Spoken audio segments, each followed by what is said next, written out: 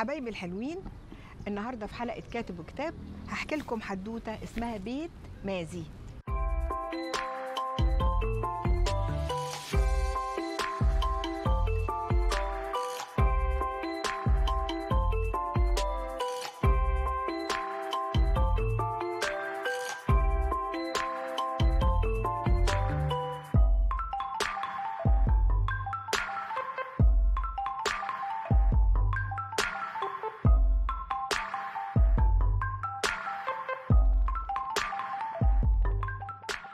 مازي دي عنزة، يعني معزة صغيرة جابت بيبي اسمه جودي. معزة صغنونة جدا اسمها جودي. هي عندها بيت، بس حبت بقى لما انها جابت معزة صغننة ان هي تعمل ايه، او جدي بقى، مادام جابت جودي يعني جابت جدي ذكر مش معزة.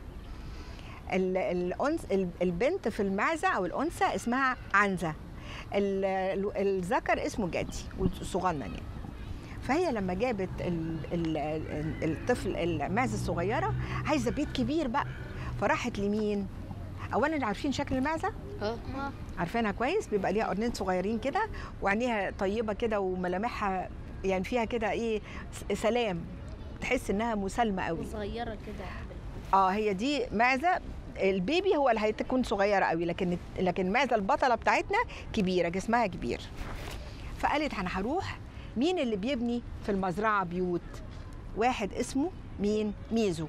ميزو ده زي المهندس. قالت له أنا عايزة الأوضة دي تبقى كذا، أنا عايزة الجنينة تبقى كذا. قال لها حاضر، بس أنا عندي بيوت كتير قوي عاوزة أعملهم. قالت له من فضلك أنا عارفة إن أنت أحسن واحد بتبني بيوت، فأنا عايزاك أنت اللي تبني. ميزو محتار، أنا عندي بيوت كتير عايزة أعملها.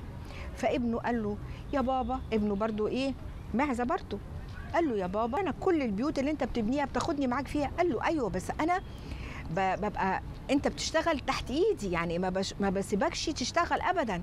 قال له بس أنا بقالي كتير قوي بشتغل معاك، أكيد حفظت الشغل. قال له لو هديلك الشغل يبقى عندي شروط. قال له اشرط يا بابا. قال له ما تسيبش اللي بيشتغلوا لحظة، دايما تقف على إيدهم وتشوف كل خطوة وهم بيعملوها، وانت عارف ان البيت مسؤوليه. ليه البيت مسؤوليه يا اولاد؟ اي حاجه بسيطه ممكن البيت يقع او هيضطروا يعيدوه تاني. ولو البيت وقع ايه اللي هيحصل؟ ما هيضطروا يعيدوه تاني لا، الاهم من ان هم يعيدوه الناس اللي جوه هيحصل لهم ايه بقى؟ يعني هيتاذوا او ممكن يموتوا خالص، مش كده؟ طيب يبقى اذن قال له لازم تاخد بالك وانت بتبني البيت علشان ايه محدش يتاذي.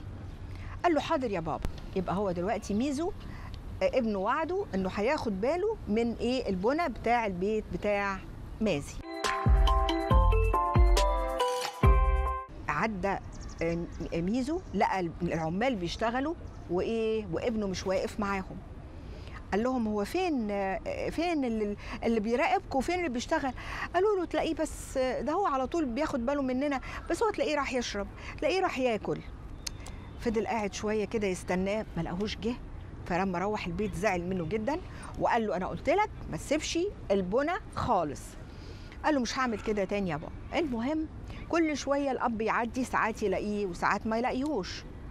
المهم البيت خلص وبقى حلو جدا جدا جدا. مازي فرحت قوي وبدات تزرع الجنينه بتاعتها وتحط توضب هنا مفرش، هنا مش عارف ايه، هنا ايه، وتضبط البيت. وقالت بقى الكل اللي في المزرعه احنا خلاص هنعمل ايه حفله عيد ميلاد مين؟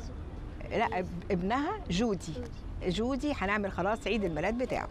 وبعدين اتحدد عيد الميلاد وعزمت كل الناس. مهم وضبت بقى شكل البيت جميل قوي. وهم بيحتفلوا الدنيا مطرت. طبعا احنا دلوقتي في الجنينه، لو الدنيا مطرت هتنزل علينا، نفضل قاعدين ولا نجري على جوه؟ نستخبى تحت المظله. نجري جوه. لا، ما عندهاش مظله الحقيقه. دخلوا على البيت على طول جري. لما دخلوا على البيت يا جود كملوا عيد الميلاد جوه ولا قالوا لا فركش؟ لا، كملوا عيد الميلاد جوه واتبسطوا وهيصوا.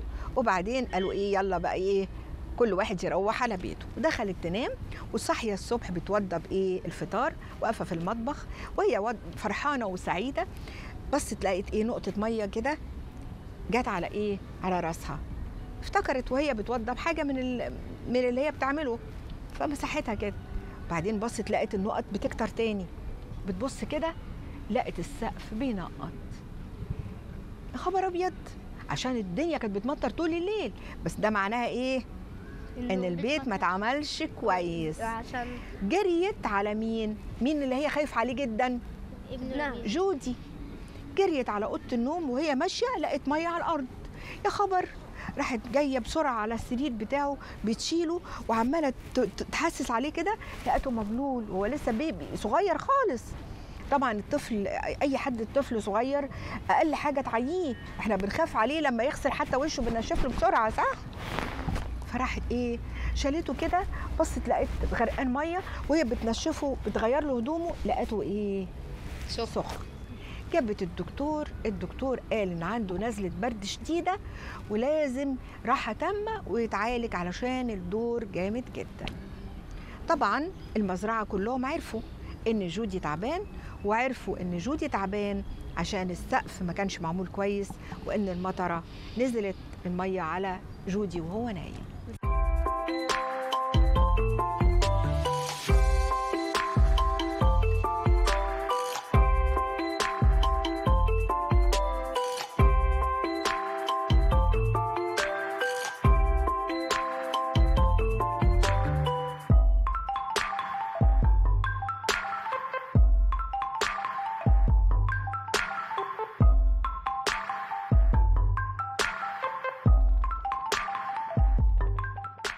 مين اللي عرف بالحكايه دي؟ ميزو اللي هو بنى البيت. ولما ميزو عرف عمل ايه في ابنه؟ زعق له. قال له انت ما كنتش اهل للثقه، اي حد يطلب منه حاجه لازم ايه يعملها بما يرضي الله، صح؟ يتقنها. زي الولد بقى لما بابا زعق له قام قال له ايه؟ زعل بقى وبقى يعمل ايه؟ كل يوم الصبح يصحى بدري ينزل من البيت ويرجع بالليل.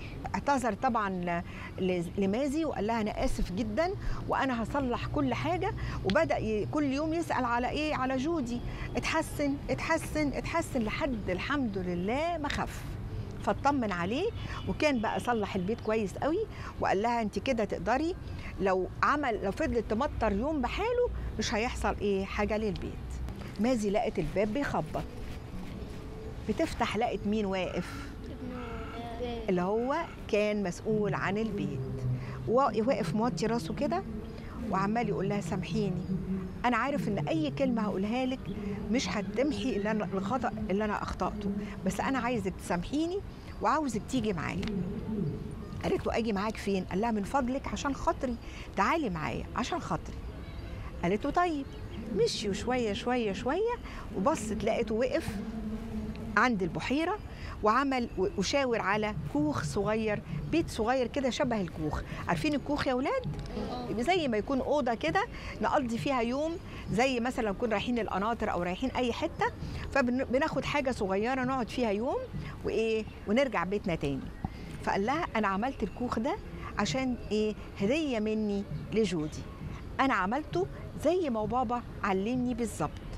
قالت له يا حبيبي انا متشكره، انا خلاص سامحتك، انا سامحتك عشان انت عرفت غلطتك وعلشان تعلمت الدرس وفكرت ان انت تقدم لي الكوخ ده هديه. انا مسامحاك وانا مش هاخد الكوخ ده اعتبره انت هديه ليك مني.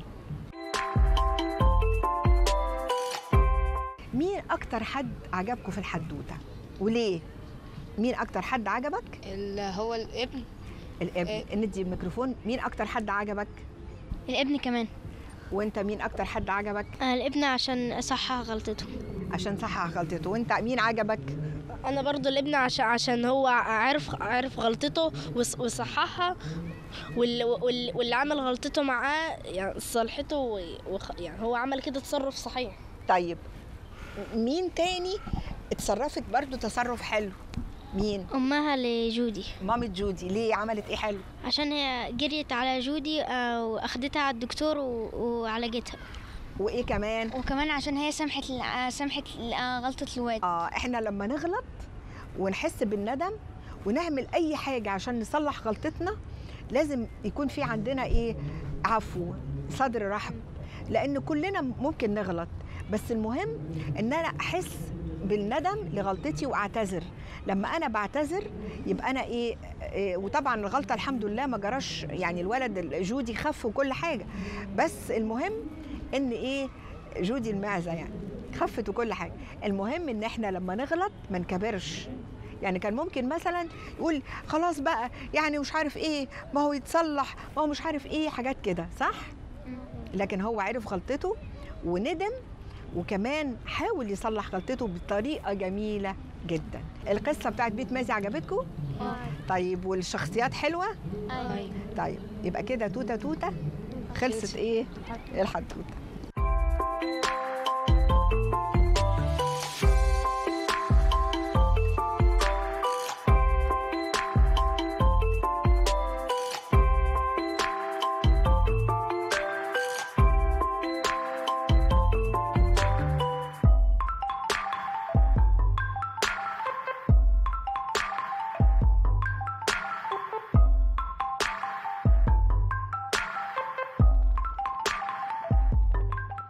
كده تكون خلصت حلقتنا، يا رب تكون عجبتكم. باي باي.